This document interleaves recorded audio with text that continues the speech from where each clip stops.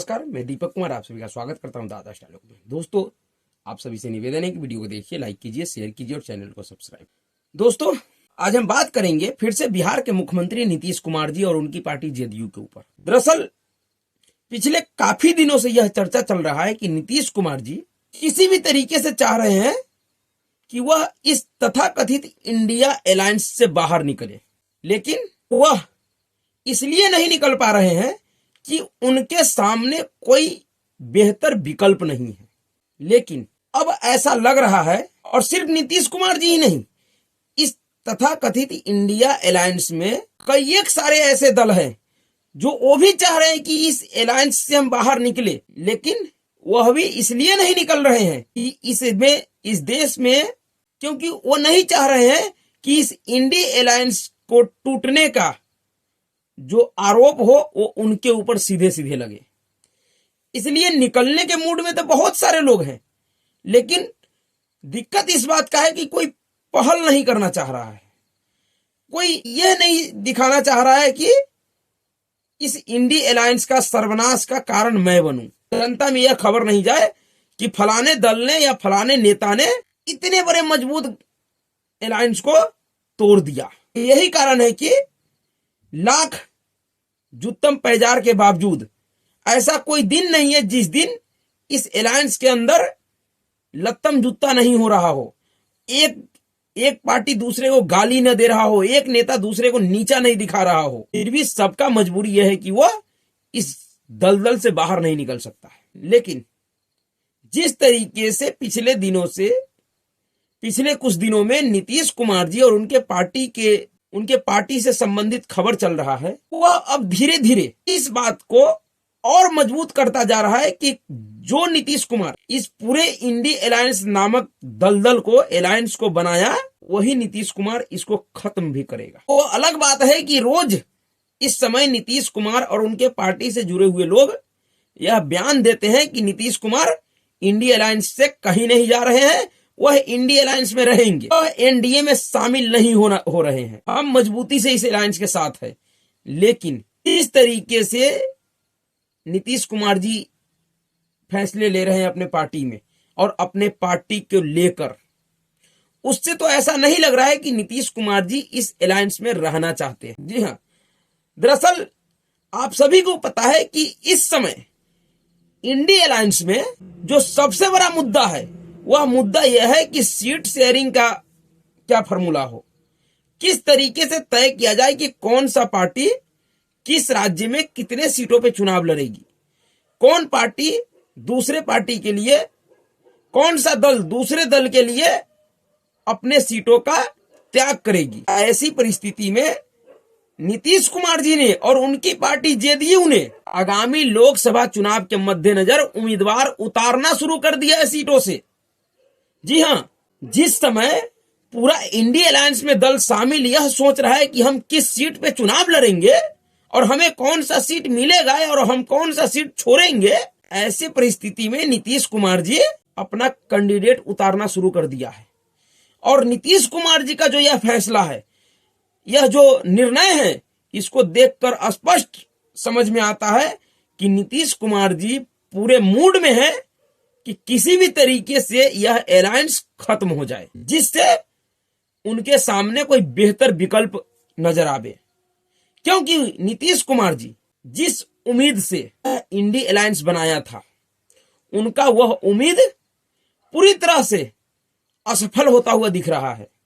उनको समझ में आ गया है कि उनका वह मुराद पूरा नहीं होने वाला है। तो जिस आशा और आकांक्षा के तहत यह इंडिया अलायंस इन मोदी विरोधी दलों को एक मंच पे लाया था, जिस लालच में लाया था, उनका वह आशा आकांक्षा या लालच कह लीजिए पूरा नहीं होने वाला है। और इसका सबसे बड़ा कारण है, वह कारण है कि इस देश में अघोषित रूप से कहा जाए तो पहले से ही एक प्रधानमंत्री का पैदाइशी कैंडिडेट आ रहा है, जिसको रिप्लेस करने का मूड में उनका कोई भी समर्थक या खैराती दरबारी नहीं है।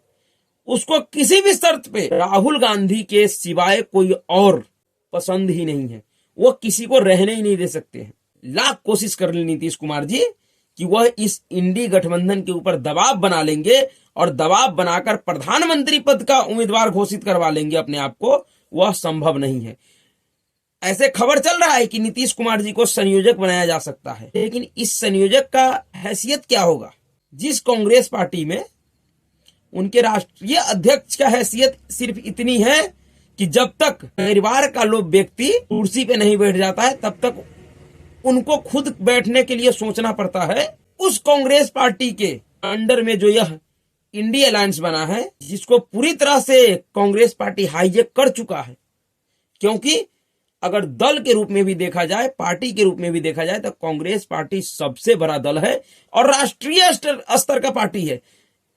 कांग्रेस पार्टी एकमात्र ऐसा पार्टी है इस इंडी अलायंस में जिसका पूरे देश में एक अपना जनाधार है, जमीन पर लड़ने के लिए कार्य करता है और अपना पहचान है।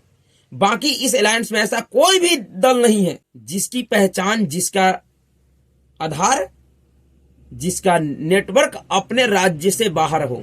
बहुत सारे तो ऐसे ऐसे दल इसमें हैं, शरद पवार जैसे पार्टी, एनसीपी जैसे पार्टियों का, शरद पवार जैसे नेताओं का, जो सिर्फ एक मात्र जिले का नेता है, उनकी पार्टी मात्र एक जिले की पार्टी है। तो इस आधार से भी कांग्रेस पार्टी सबसे बड़ी पार्टी है, इसलिए अधिकार भी उन्हीं का बनता है कि वो इस अलायंस का लीड करें। लेकिन नीतीश कुमार जी इसलिए नहीं बनवाया था ये अलायंस। उन्होंने इसलिए यह मेहनत नहीं किया था कि उसको एक ऐसे पद पे बैठा दिया जाएगा जिसका कोई हैसियत ही ना हो, सिर्फ रबर स्टैंप बन के बैठा जाए। सिर्फ उनके पास कोई फैसले का पेपर जाए तो उस पर वो सिर्फ सिग्नेचर कर सकते हैं, उनका विचार तक नहीं पूछा जाएगा। वो नीतीश कुमार जी को पता है, क्योंकि नीतीश कुमार जी के ऊपर कहने के लिए कुछ भी कोई कहे, भरोसा कोई नहीं करता है।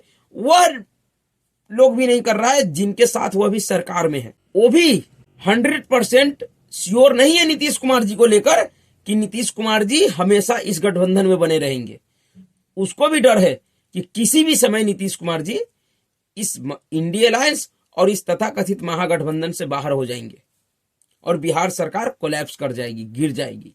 लेकिन इस सब के बीच जिस तरीके से नीतीश कुमार जी ने अपना आगामी लोकसभा के उम्मीदवार की घोषणा किया है, वह आश्चर्यचकित करने वाला है। उसका संदेश बहुत बड़ा है।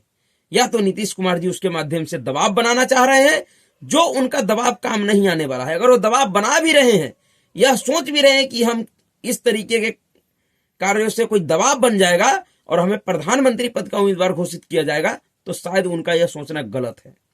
दरअसल नीतीश कुमार जी ने, क्योंकि वो पार्टी का राष्ट्रीय अध्यक्ष है, उस हैसियत से उन्होंने अरुणाचल प्रदेश के बेस्ट से रूही टांगुंग को अपने दल के उम्मीदवार के रूप में उतार दिया है, घोषित कर दिया उनका नाम कि वह अरुणाचल प्रदेश बेस्ट से 2024 लोकसभा चुनाव का उम्मीदवार होंगी, पार्टी का आधिकारिक उम्मीदवार। जी हाँ, इस समय पूरे देश में तमाम मोदी विरोधी दल यह विचार कर रहा है कि वो कहां से लड़े, किस सीट से लड़े, कौन सा सीट उसको मिलेगा, कौन सा नहीं मिलेगा।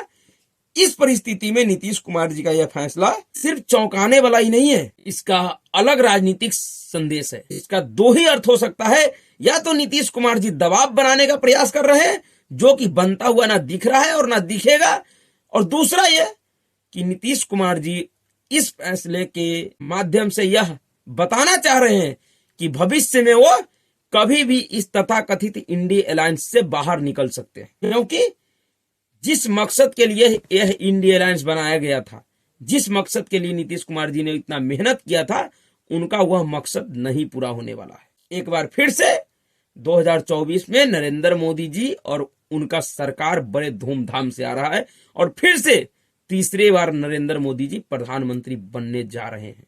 यह नीतीश कुमार जी को समझ में आ चुका है और उनको यह भी पता है कि इस इंडी अलायंस में रह के वो अपना और अपने पार्टी का नुकसान ही करेंगे, कुछ मिलने वाला नहीं है उनको। इसलिए वो चाह रहे हैं कि ऐसे ऐसे फैसले लिया जाए जिस फैसले से खुद ब खुद यह तथाकथित इंडी अलायंस खत्म हो जाए। जिस सीट से नीतीश कुमार जी ने अपना कैंडिडेट खड़ा किया है, उनको यह भी पता है कि वो जीतने वाले नहीं है, क्योंकि वह सीट वर्तमान में जो अरुणाचल प्रदेश के बड़े नेता है, जो इस देश के कानून मंत्री रह चुके हैं, माननीय किरण रिजिजू जी का है। उस सीट से 2019 के लोकसभा चुनाव में किरण रिजिजू जी जीते थे। उस सीट से नीतीश कुमार ने अपना यह उम्मीदवार खड़ा किया है और इस बार फिर से जहां तक संभावना है कि किरण रिजिजू जी उसी सीट से चुनाव लड़ेंगे और उनके सामने नीतीश कुमार का यह उम्मीदवार नहीं जीतेगा। तो नीतीश कुमार को इस बात से कोई लेना देना नहीं है कि उनका उम्मीदवार जीतेगा या नहीं जीतेगा। उनका सिर्फ इस फैसले से यह संदेश देना था कि मेरा मैसेज क्लियर है, मैं इस गठबंधन में नहीं रहना चाहता हूं। बिल्कुल उनका संदेश स्पष्ट है और मुझे लग रहा है कि उनके इस फैसले के बाद उनका यह संदेश बहुत अच्छे तरीके से पहुंच भी गया है। जिस तरीके से ललन सिंह जी को पार्टी के राष्ट्रीय अध्यक्ष पद से हटाया गया है और पूरे पार्टी का कमान अपने हाथ में लिया गया है, उसके बाद अब जो नीतीश कुमार जी का फैसला होगा वह इसी तरीके का चौंकाने वाला होगा, जो सबको चौंकाएगा, साथ वाले से लेकर विरोधियों तक। देखिए आगे आगे क्या होता है नीतीश कुमार जी और उनके पार्टी के साथ और इस तथाकथित महागठबंधन और इंडिया अलायंस के साथ। तो अभी के लिए इतना ही। अगर आपको वीडियो अच्छा लगा तो वीडियो को लाइक कीजिएगा, शेयर कीजिएगा और चैनल को सब्सक्राइब कीजिएगा। नमस्कार।